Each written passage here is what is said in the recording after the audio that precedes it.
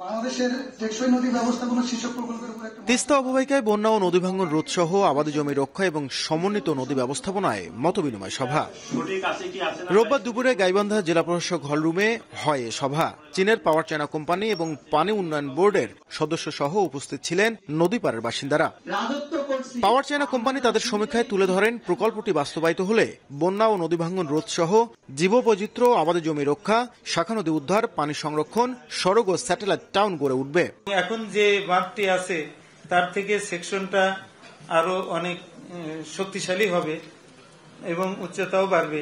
আমাদের এই প্রজেক্টটা যখন কমপ্লিট হবে তখন আমরা আশা করছি ন্যূনতম 170 বর্গ কিলোমিটার জমি পুনরুদ্ধার হবে।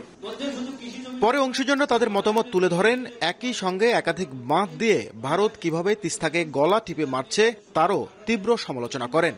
গুরুত্বের সাথে যে জিনিসটা দেখা দরকার, মহাপরিকল্পনার মধ্যে যে গভীরতা তিস্তার থাকছে সেটি এই যে 4 লাখ কিউসেক পানি যে বর্ষাকালে প্রবাহিত হয় তা ধারণ করতে পারবে কিনা। ডিসেম্বরেই কিন্তু আমরা চাই এই অন্তর্বর্তীকালীন সরকার যাতে এই তিস্তা মহাপরিকল্পনার কাজে শুভ উদ্বোধন ঘোষণা করেন। অন্তর্বর্তী সরকারের সময়ই মহাপরিকল্পনা বাস্তবায়নের উদ্যোগের দাবি তোলেন তিস্তা অববাহিকার বাসিন্দারা।